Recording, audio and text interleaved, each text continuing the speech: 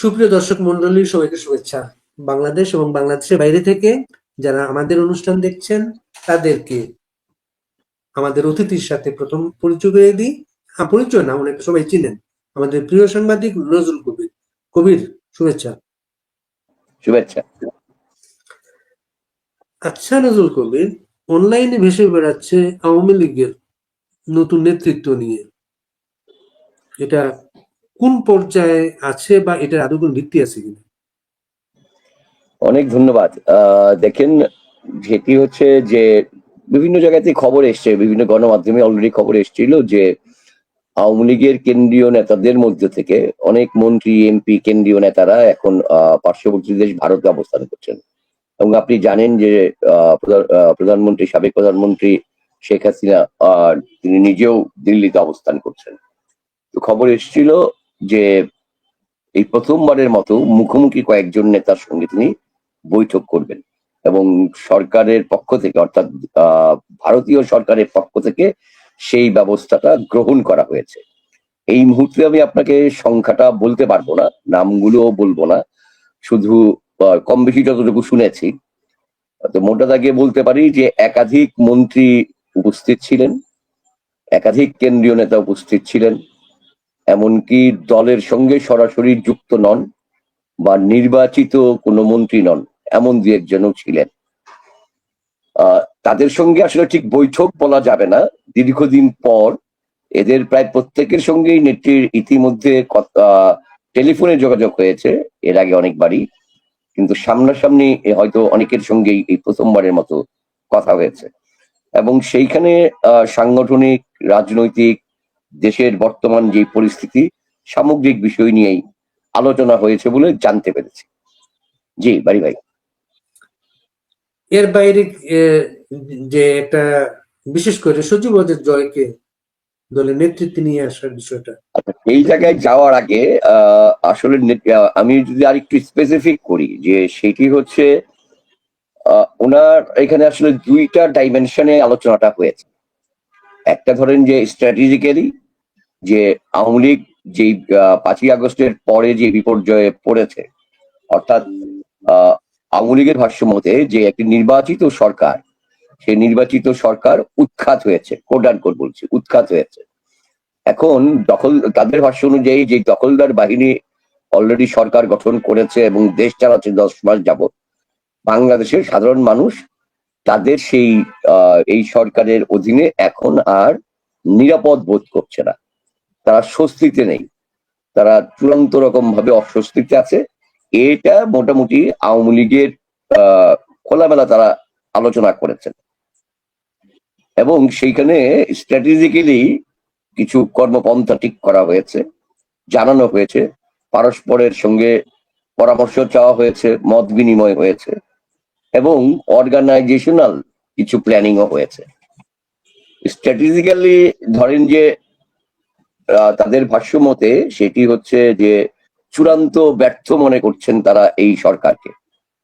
ফলে যেহেতু এই সরকার ব্যর্থ এবং এই সরকারের যেহেতু নির্বাচন করার কোনো ধরনের আগ্রহ দেখা যাচ্ছে না, সেখানে এমন কথাও হয়েছে যে হয়তো একটি তড়িঘড়ি করে, যেহেতু একটি এই সরকারের উপরে নানামুখী চাপ তৈরি হয়েছে, বিশেষ করে জনগণের মানে মধ্য থেকে, বাংলাদেশের সাধারণ জনগণের মধ্য থেকে একটা প্রচন্ড চাপ তৈরি হয়েছে এই সরকারের উপর তাদের ব্যর্থতার কারণে, সেই কারণে হয়তো এই সরকার এখন একটি তড়িঘড়ি করে নির্বাচনের ডেট দিতে পারে।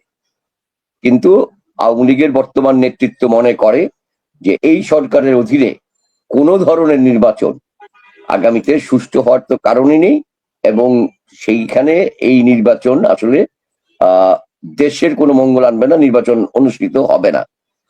তারপরেও যদি কোনো সেই এটাকে কি বলবো আপনাকে, প্রহসনের নির্বাচন যদি করতে চায়, সেটাকে ঠেকানোর ব্যাপারে তারা নীতিগতভাবে ঐক্যমতে এসছেন এবং তারা মনে করছেন এই সরকারকে আসলে আর ক্ষমতায় থাকার তারা নৈতিক অধিকার হারিয়ে ফেলেছেন। ফলে এই সরকার বিরোধী একটি তীব্র গণ আন্দোলন গড়ে তোলার ব্যাপারে একেবারে ঐক্যবদ্ধভাবে আওয়ামী লীগ, বাংলাদেশের অন্যান্য তাদের সমমনা অন্যান্য দল সহ, এবং সেটি আগের 14 দল কেন্দ্রিক শুধু তাই না, অন্যান্য দল সহ একটি মানে বড় ধরনের গণ আন্দোলনের ব্যাপারে তারা নীতিগতভাবে একমত হয়েছেন। এই স্ট্র্যাটেজিক জায়গাতে এটি হচ্ছে একটি সরকার বিরোধী আন্দোলন, অর্থাৎ এই ইউনূসের পতন আন্দোলন, ইউনূস সরকারের পতন আন্দোলনের ব্যাপারে তারা একটা জায়গায় ঐক্যমতে এসছেন। এবং এই সঙ্গে স্ট্র্যাটেজিক জায়গায় তারা আরো একটা কথা যেটা নীতিগতভাবে ঐক্যমতে এসছেন, আমরা যদি এই স্ট্র্যাটেজিক জায়গাতে স্ট্র্যাটেজিক যে প্ল্যানিং সেইখানকার ক্ষেত্রে যদি বলি, স্ট্র্যাটেজিক প্ল্যানিং এর মধ্যে একটি হচ্ছে গণ আন্দোলন গড়ে তোলা, সেকেন্ড হচ্ছে আন্তর্জাতিকভাবে বিভিন্ন সংস্থা, বিভিন্ন দেশ, সেই সমস্ত জায়গাতে এই সরকারের যেই সমস্ত মানবাধিকার ইতিমধ্যে লঙ্ঘন করেছে, এই সরকারের আমলে যে গণমাধ্যম বলতে আসলে বাংলাদেশে এখন কিছু নেই, এই সরকারের আমলে আইন শৃঙ্খলা বলে যে কিছু নেই, এই সরকারের আমলে যে বিচার ব্যবস্থা একেবারেই ভেঙে পড়েছে, এই পুরো বিষয়গুলো আন্তর্জাতিকভাবে তুলে ধরার জন্য সেখানে একটি নীতিগত সিদ্ধান্ত গ্রহণ করা হয়েছে। এবং সেই ব্যাপারে যদ্দূর শুনেছি যে কিছু সুনির্দিষ্ট টাস্কও দেওয়া হয়েছে। এর মধ্যে অগ্রাধিকার ভিত্তিতে সম্প্রতি ঘটে যাওয়া গোপালগঞ্জের ঘটনাটিকে সামনে আনা হয়েছে। যে গোপালগঞ্জে যে সেনাবাহিনীর গুলি সহ সেইখানে যে ভয়ঙ্কর ঘটনা ঘটে গেছে, 144 ধারা এবং কারফিউ চালু করে যেরকম ভাবে নিপীড়ন চালানো হয়েছে, যে চরম মানবাধিকার লঙ্ঘন হয়েছে, সেটি বিশ্ববাসীর কাছে এবং পৃথিবীর অন্যান্য দেশ, প্রভাবশালী দেশ সহ নানা বলয়ের দেশ এবং সংস্থার কাছে তুলে ধরার ব্যাপারে, কার্যকর ভাবে তুলে ধরার ব্যাপারে সিদ্ধান্ত হয়েছে। এটি গেল আপনার স্ট্র্যাটেজিক জায়গাতে। অর্থাৎ এটাকে যদি আমরা এইভাবে বলি যে এই সরকারের ব্যর্থতার জন্য স্ট্র্যাটেজিক প্ল্যানিং এ হচ্ছে সরকার পতনের আন্দোলন গড়ে তোলা, স্ট্র্যাটেজিক প্ল্যানিং 2 হচ্ছে সমান্তরাল ভাবে আন্তর্জাতিক অঙ্গনে এই সরকারের ব্যর্থতাগুলো গড়ে তোলা। ও আরেকটি বিষয়কে প্রায়োরিটি দিয়েছে গোপালগঞ্জের পাশাপাশি, যে দেশে এই সরকার এসে একের পর এক জঙ্গিদেরকে ছেড়ে দিয়েছে এবং জঙ্গিবাদী চর্চাকে যে তারা প্রশ্রয় দিচ্ছে এবং দেশে যে আবার নতুন করে জঙ্গিরা ঐক্যবদ্ধ হচ্ছে, এবং এই সঙ্গে স্পেশালি পাকিস্তানের যারা জঙ্গি আছে এবং আইএস এর যারা জঙ্গি আছে, তাদের সঙ্গে যে বাংলাদেশের জঙ্গিদের একটি যোগ সাজসের জায়গা তৈরি হয়েছে, সেই বিষয়গুলো নিয়েও খোলামেলা কথা হয়েছে এবং সেইগুলো আন্তর্জাতিক পরিমণ্ডলে তুলে ধরার জন্য নেতা কর্মীদেরকে প্ল্যান করতে বলা হয়েছে। দ্বিতীয়ত হচ্ছে আপনার অর্গানাইজেশনাল প্ল্যানিং।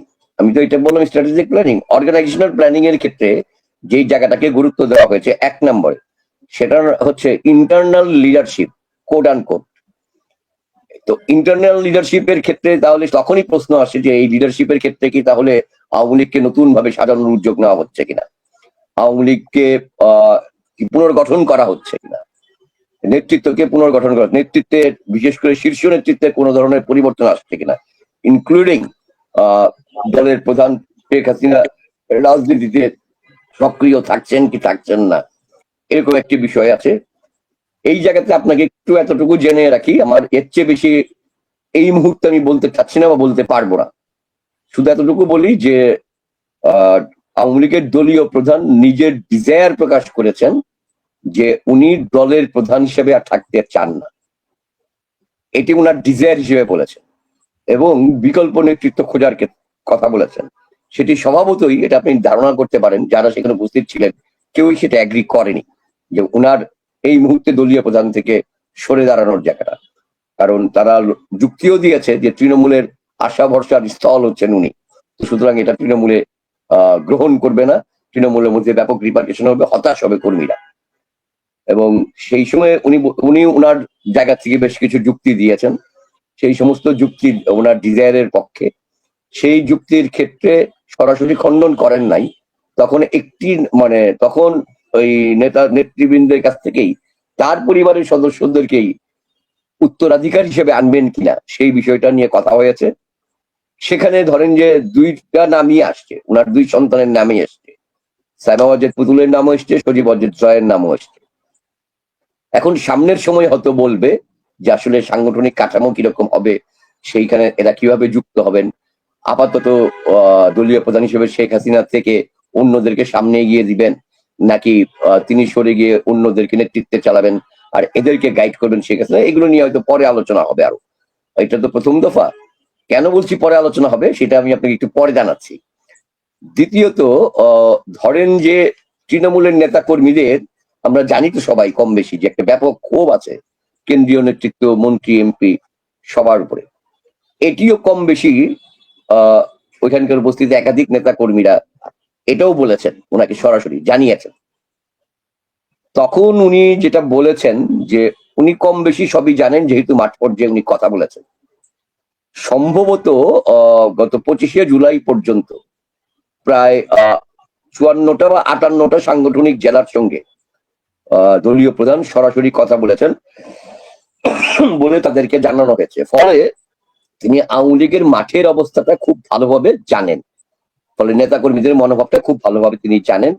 সেই জায়গাটাই বলা হয়েছে যে সামনে যদি নির্বাচন হয়েই যায়, নতুন কোনো সরকার পতন হওয়ার পরে যদি অন্য কোনো ব্যবস্থাপনার মধ্য দিয়ে নতুন নির্বাচনী একটি পটভূমি তৈরি হয়, সেই ক্ষেত্রে এখনই এই যে নানা সময় নানা রকম কথা যে প্রচার হয়েছিল যে অনেককে ব্ল্যাকলিস্ট করা হয়েছে বা অনেকের বিরুদ্ধে রাগ ক্ষোভ আছে, তাদের কাউকেই এই মুহূর্তেই দল থেকে অপসারণ করা হবে না। কিন্তু এদের প্রত্যেকের আমল নামাই ওনার কাছে রয়েছে, আবার তৃণমূলের আকাঙ্ক্ষাটাও ওনার কাছে রয়েছে।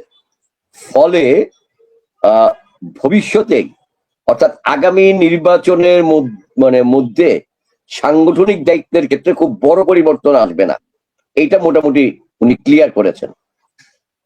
নির্বাচন পরবর্তী সময়ে যে আওয়ামী লীগটির জন্ম হবে সেটি হয়তো অন্যরকম একটি আওয়ামী লীগের জন্ম হবে, যেটি তরুণ, উনি যেটা বলেছেন যে আমাদের স্লোগান ছিল স্মার্ট বাংলাদেশ করার।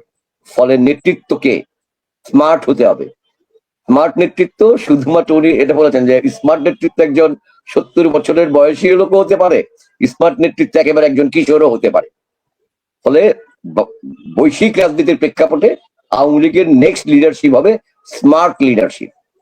আচ্ছা, এরপরে আসছে একটি খুবই গুরুত্বপূর্ণ বিষয় নিয়ে কথা হয়েছে বাড়ি ভাই। এটি আমি বলবো যে এটিকে আরো যাচাই বাছাই করার সুযোগ আছে। এই কথাটা যেটা আমি শুনেছি, এটি নিশ্চয়ই আপনারও আওয়ামী লীগের আপনার সঙ্গে পরিচিত ঘনিষ্ঠ এরকম অন্তত একজন তো ওই মিটিং উপস্থিত ছিল, এটা আপনাকে আমি এতটুকু নিশ্চিত করতে পারি। তো তার কাছ থেকে হয়তো আপনি আরো জানতে পারবেন। আমার ওনার সঙ্গে সরাসরি কথা বলার সুযোগ হয় নাই যেহেতু, ফলে আমি বলতে পারছি না। একটি বড় ঘটনা ঘটতে যাচ্ছে, সেটি হচ্ছে যে আপনি জানেন যে 71 সালে আগে 70-এর নির্বাচনে বঙ্গবন্ধু কিন্তু গোটা পাকিস্তানের প্রধানমন্ত্রী, তার দল জয়ী হয়েছিল গোটা পাকিস্তানের নেতৃত্ব দেওয়ার জন্য। তারা কিন্তু প্রাদেশিক তারা কিন্তু সেটাও দিতে দেয়নি। না দেওয়ার পরবর্তী পরিণতি আমরা জানি 71 সাল এবং এরপরে প্রবাসী সরকার গঠন হওয়া। এখন আওয়ামী লীগের যে বয়ান, আওয়ামী লীগের যে ভাষ্য যে নির্বাচিত সরকার ছিল, তারা একটি নির্বাচিত সরকারকে উৎখাত করা হয়েছে। ফলে এখন আবার নতুন ভাবে তারা এই 10 মাস নানা কিছুর মধ্যে দিয়ে গেছে। আমি অত ডিটেল বিশ্লেষণে এখনই যেতে পারছি না, কারণ পুরো কাঠামোটাকে আমার কাছে জানা নেই বলে। সেখানে শুধু এতটুকু বলি আপনাকে যে মিনিস্ট্রি অফ এক্সাইল এই টার্মটা ব্যবহার করা হয়, সেটি হচ্ছে নির্বাচিত সরকার। ফলে আওয়ামী লীগ খুব সম্ভবত একটি নির্বাচিত সরকার প্রতিষ্ঠা করতে যাচ্ছে। এবং যখন এই ধরনের সরকার হয়, পৃথিবীর বহু দেশে এটি কিন্তু আছে, সেখানে কিন্তু তারা নানা রকম কাজ করতে হবে। আমাদের পাশের দেশ মিয়ানমার, আপনি জানেন যে মিয়ানমারের কিন্তু এখন নির্বাচিত সরকার রয়েছেন, যারা আন্দোলন করছেন একটি নির্বাচিত সরকার কিন্তু তাদের রয়েছে, থাইল্যান্ড কেন্দ্রিক তারা কাজ করেন, অং সান সু চি সহ তার আরো যে 4 পার্টি অ্যালাই যে তাদের আছে সেই অ্যালাইয়ের পক্ষ থেকে। দালাই লামার কথা তো আপনি জানেনই। ফলে এটি আমার কাছে মনে হয়েছে বাংলাদেশের রাজনীতির জন্য একটি বড় টার্নিং পয়েন্ট হয়ে উঠবে, বড় ধরনের টার্নিং পয়েন্ট আমার কাছে মনে হচ্ছে একজন সংবাদকর্মী হিসেবে, যদি একটি নির্বাচিত সরকারের প্রস্তুতি নিয়ে সেটা যদি ডিক্লেয়ার করা হয় খুব শীঘ্রই। এইরকম কিছু আলাপ আলোচনা হয়েছে। এবার শেষে বলি, যেই কথাটি বলছিলাম যে আবারও বৈঠক হবে, এই নামগুলো আমি ঠিক আপনাকে বলতে পারবো না এই মুহূর্তে, বা আমার কাছে পুরোপুরি কনফার্ম না হয়ে। সেটি হচ্ছে একটা ছোট সাব কমিটি করে দেওয়া হয়েছে। সেই সাব কমিটি আপনার তৃণমূল পর্যায়ে 2 সপ্তাহ টাইম দেওয়া হয়েছে। তৃণমূল পর্যায়ে স্পেশালি যে ইন্টারনাল লিডারশিপ এবং সংগঠনের কার্যক্রম, এই বিষয়গুলো নিয়ে কাজ করার জন্য। তবে এই 2 সপ্তাহ কি তাহলে বসে থাকবে? না, আওয়ামী লীগ যে স্ট্র্যাটেজিক্যাল প্ল্যান, সেই স্ট্র্যাটেজিক্যাল প্ল্যানে তারা গণ আন্দোলন, ইতিমধ্যেই গণ আন্দোলনের কর্মসূচি ডিক্লেয়ার করা হয়েছে। আপনি জানেন যে আপনার অনুষ্ঠানের মাধ্যমেই আওয়ামী লীগের সাধারণ সম্পাদক বলেছেন মার্চ টু যমুনা, এটি বহাল থাকবে। এই কর্মসূচিটি এখন দিনক্ষণটি হয়তো কবে প্রকাশ হবে সেটা এই বৈঠকে আদৌ আলোচনা হয়েছিল কিনা সেই কর্মসূচিটি নিয়ে, এটা আমার জানা হয়ে ওঠে নাই, কারণ আমি খুব অল্প সুযোগ পেয়েছিলাম। আমার যে সোর্স, এই সোর্স নানাভাবেই ধরেন যে দীর্ঘদিনের সম্পর্কের কারণে আমাকে অল্প কিছু তথ্য কথা বলেছে, সেইটুকুই আপনাকে জানানো। আর নিশ্চয়ই অন্যরাও জানার চেষ্টা করবেন। প্রত্যেকেরই সারা আওয়ামী লীগের নেতা কর্মীরা সারা দেশে উদ্গ্রীব হয়ে আছেন যে বৈঠকের ফলাফল কি। আমি শুধু মোটা দাগে এতটুকু একটা কথা বলি যে নানা জায়গা থেকে বোঝা যাচ্ছে আওয়ামী লীগ আসলে সারা দেশে এতদিন পর্যন্ত আওয়ামী লীগের দলীয় প্রধান এই যে উনি যে গণসংযোগ করেছেন বিভিন্ন ভাবে, অডিও বার্তা বা নানাভাবে, উনি যে উনার দেয়া তথ্য মতে 58টি সাংগঠনিক জেলা বা 54টি সাংগঠনিক জেলা বোধ হয় ইতিমধ্যে উনি সমাপ্ত করেছেন। ফলে আওয়ামী লীগের কিন্তু গণ আন্দোলন করার পটভূমিটি তার দলীয় নেতা কর্মীর মাধ্যমে সে কিন্তু তৈরি করে ফেলেছে। ফলে আওয়ামী লীগ যেই ধরনের আন্দোলনকে, আওয়ামী লীগকে তো আমি আপনি মাঠে কাজ করতে গিয়ে দীর্ঘদিন বিরোধী দল হিসেবেই পেয়েছি, গত 15 বছরের কথা যদি বাদ দিই। ফলে আওয়ামী লীগের আন্দোলনের নানা রকম কৌশল কম বেশি আপনার, মানে আমার চেয়ে অনেক বেশি আপনার ধারণা আছে, সেটা আমরা জানি। এবং Awami League is more capable than government থেকে একটা অপোজিশন পার্টি হিসেবে। তো সো আমার মনে হচ্ছে সিমটমে যে হয়তো সহসাই আমরা আওয়ামী লীগের ডাকে একটা বড় ধরনের গণ আন্দোলনের জায়গা টের পাচ্ছি। আর এমনিতেই তো বাংলাদেশের মানুষ অতিষ্ঠ হয়ে আছে, বাংলাদেশের মানুষ আন্দোলন সংগ্রামের জন্য রেডি হয়ে আছে। বাট আওয়ামী লীগের লিডারশিপ থেকে সরাসরি যে একটা, যে অর্থে আমরা বলি যে আন্দোলনের ডাক, কোড অ্যান্ড কোড, তো সেই ধরনের ডাকের জায়গাটা কিন্তু হয় না। একটা কর্মসূচি দিয়ে দেওয়া আছে জেএনসির পক্ষ থেকে আপনার প্রোগ্রামের মাধ্যমেই।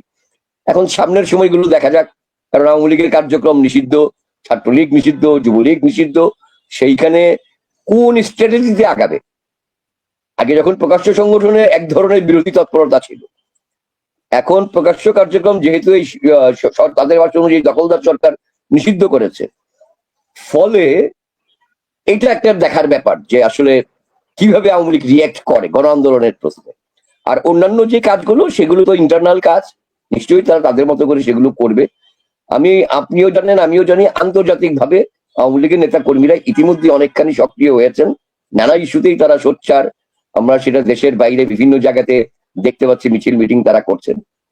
তবে এই সরকারের বিপক্ষে আওয়ামী লীগ যে 8-7 বেঁধে নামছে, সেই আওয়াজ কিন্তু পাওয়া যাচ্ছে।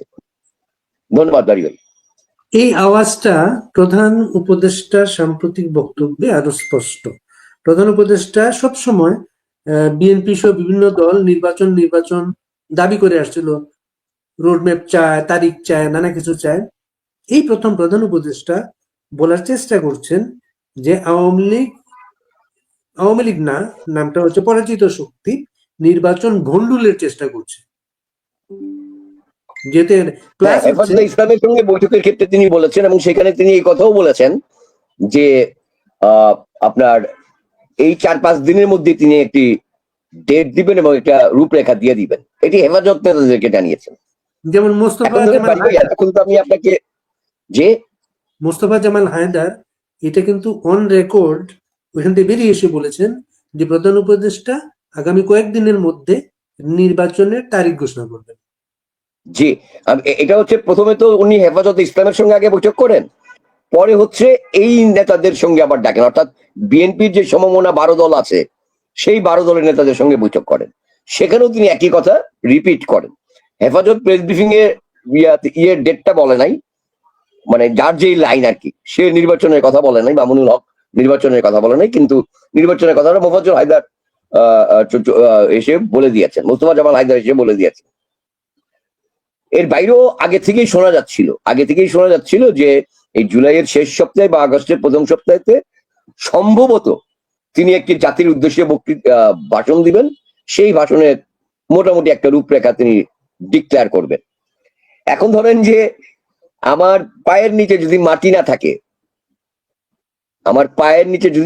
থাকে, আমি যদি টলটলায়মান থাকি, এখন আমার নিচের মাটি সরে গিয়ে যদি সেখানে প্রবল স্রোতের পানি থাকে, আমি সেই পানির মধ্যে মই দাঁড় করিয়ে দিয়ে তো উপরে উঠতে পারবো না। তো উনি সময় হারিয়ে ফেলেছেন। যদি এখন নির্বাচনের ডেটও ঘোষণা করেন, আমার অন্তত পক্ষে বাংলাদেশের যে পালস দেখতে পাচ্ছি, রাতারাতি বাংলাদেশের মানুষ নির্বাচনে চলে যাবে, আমার তা মনে হচ্ছে না। কারণ ইউনূস সাহেবের সরকার টোটালি গ্রহণযোগ্যতা হারিয়েছে তার অধীনে কোন নির্বাচন করার ব্যাপারে। আর গোপালগঞ্জ ইস্যুর কারণে যেহেতু নির্বাচন কমিশনারের সন্তান ওই যশোরের সেনা অফিসার, এবং ইতিমধ্যে হ্যাঁ সম্ভবত জিওসি অথবা ব্রিগেড কমান্ডার, এরকম আমি ভুলে গেছি।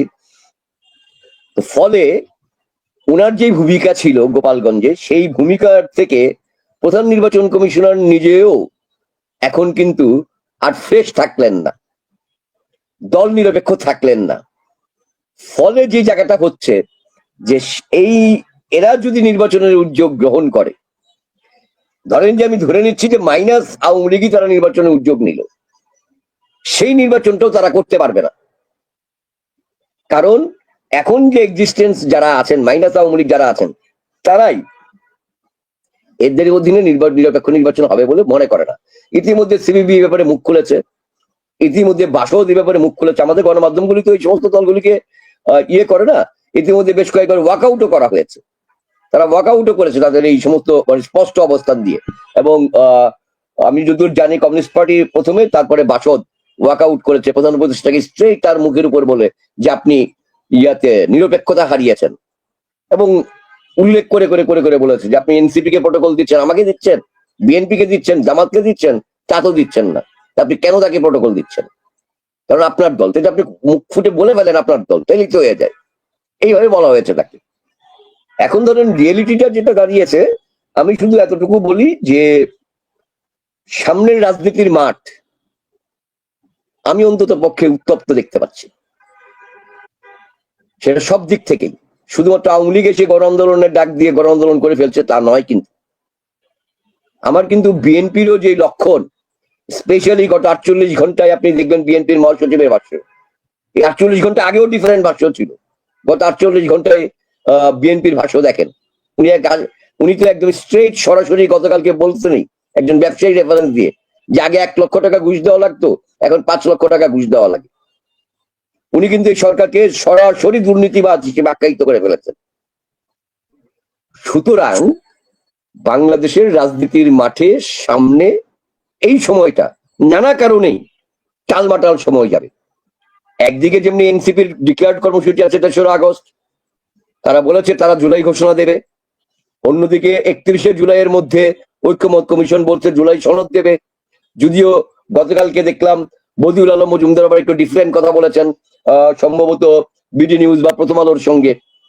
তিনি বলেছেন যে হয়তো জুলাই সনদটা 31-এর মধ্যে হয়ে যাবে, অগাস্টের সিগনেচার হবে অগাস্টের ফার্স্ট উইকে, তারপর হয়তো ডিক্লেয়ার হবে।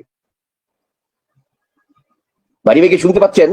হ্যাঁ শুনতে পাচ্ছি, শুনতে পাচ্ছেন ভাই? আমি শুনতে পাচ্ছি। এবং বিএনপি মহাসচিব নতুন করে যে কথা বলেছেন, দক্ষিণপন্থী শক্তির উত্থান ঘটেছে দেশে। না, এই কারণে আমি তো আপনাকে বললামই এই কারণে। আপনার সঙ্গে পরে একটা সময়, আজকে আর বেশি সময় নেই আমারও, আপনারও হয়তো নেই। এই দক্ষিণপন্থী বললেন তো, সরকার এর মধ্যে কিন্তু সম্প্রতি পুলিশ 2 জন জঙ্গিকে গ্রেপ্তার করেছে।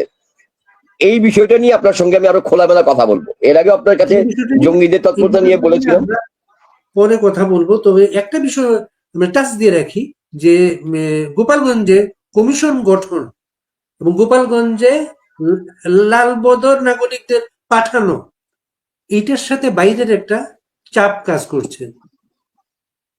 গোপালগঞ্জের বাইরে মানুষটা এখন বোকা না, এই মানুষগুলি যে ডিপ স্টেটের সঙ্গে যুক্ত ছিল এটা তো কম বেশি বাংলাদেশের মানুষ জানে। তো মানুষ এত বোকা না, এটার ঘটনাটা কি সেটাও আপনার সাথে আশা করি অন্য সময় আরো ডিটেল আলোচনা করতে পারবো। আজকের মতো আমার মনে হয় দর্শকদেরকে আমরা একটু নিস্তার দেই, পরে আবার কথা বলবো। দেখা যাক বাংলাদেশের রাজনীতি কোন দিকে যায়। তবে আমি আবারও বলি যে আমি টের পাচ্ছি বাংলাদেশের রাজনীতির মাঠ টালমাটাল হতে যাচ্ছে, আমি সেই প্রতিধ্বনি শুনতে পাচ্ছি। ভালো থাকবেন নজরুল কবির। আমাদের সাথে যারা ছিলেন সবাইকে শুভেচ্ছা।